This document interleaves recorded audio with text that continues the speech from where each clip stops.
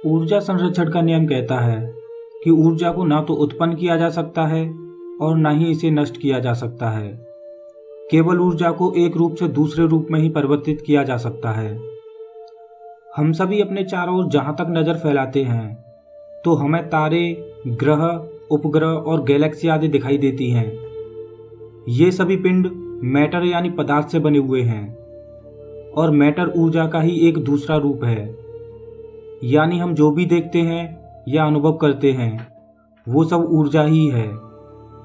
अब हम ऊर्जा संरक्षण के नियम को देखें तो इस नियम के अनुसार तो ऊर्जा को बनाया ही नहीं जा सकता, तो फिर ब्रह्मांड में इतनी ऊर्जा या मैटर कहां से आया? अगर देखा जाए तो ब्रह्मांड के जन्म के बारे में कई थ्योरी सामने आती हैं, जिनमें से केवल बिग बैंग थ्योरी ऐसी है जो सटीक बैठती है। बिग बैंग थ्योरी के अनुसार ब्रह्मांड की उत्पत्ति नथिंग यानी जीरो से हुई है। जीरो का मतलब ब्रह्मांड की उत्पत्ति से पहले ऊर्जा का कोई अस्तित्व ही नहीं था। तो फिर ब्रह्मांड में हम जो एनर्जी देखते हैं वो कैसे बन गई? इस सवाल के आंसर के लिए एक तर्क दिया जाता है। वो तर्क ये है कि जब बिग बैंग धमाके से ब्रह्मांड का निर्माण हुआ होगा उस समय नेगेटिव एनर्जी और पॉजिटिव एनर्जी दोनों का ही निर्माण एक साथ हुआ होगा। मतलब इस ब्रह्मांड में जितना मैटर है उतनी ही मात्रा में एंटी मैटर भी बना होगा। जब मैटर और एंटी मैटर यानी पॉजिटिव एनर्जी और नेगेटिव एनर्जी ये दोनों मिलेंगी तो रिजल्ट जीरो आएगा।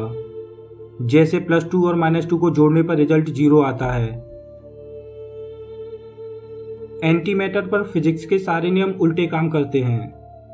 जैसे कि हमारी पृथ्वी मैटर की बनी है तो पृथ्वी की ग्रेविटी सभी चीज़ों को अपनी ओर खींचती है। अगर पृथ्वी एंटी मैटर की बनी होती तो पृथ्वी की ग्रेविटी उल्टा काम करती। ये चीज़ों को अपनी ओर खींचने की बजाय अपने से दूर धकेलती यानी रिपेल करती। मूल रूप में एंटी मैटर हमारे आसपास कहीं भी नहीं पाया जाता, लेकिन इसको लैब में बनाया जा सकता है। एंटी मैटर दुनिया का सबसे महंगा पदार्थ है क्योंकि मात्र 1 ग्राम एंटी मैटर को तैयार करने में अरबों रुपए का खर्चा आएगा। अब यहाँ पर एक सवाल सामने आता है कि प्रकृति में अगर एंटी मैटर का अस्तित्व है तो फिर वो सारा एंटी मैटर कहाँ है? ये बात अभी तक एक रहस्य बनी हुई है, क्योंकि विज्ञान ये तो बताता है कि एंटी मैटर का अस्तित्व होता है, लेकिन विज्ञान अभी तक ये नहीं बता पाया है कि प्रकृति में मौजूद सारा एंटी मैटर कहाँ है। कुछ लोग एंटी मैटर के अस्तित्व पर तर्क भी देते हैं, जैसे कि हो सकता है कि जिस प्रकार हमारा ब्रह्मांड मैटर से बना है तो उसी प्रकार कोई दूसरा ब्रह्मांड एंटी मैटर से बना हो। लेकिन केवल ये अभी तक तर्क है, क्योंकि विज्ञान सबूत मांगता है, तर्क या वितर्क नहीं।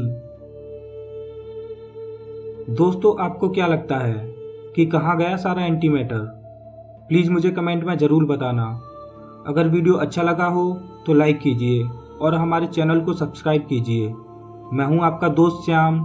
फिर से मिलेंगे एक और नए एपिसोड में। तब तक के लिए नमस्कार।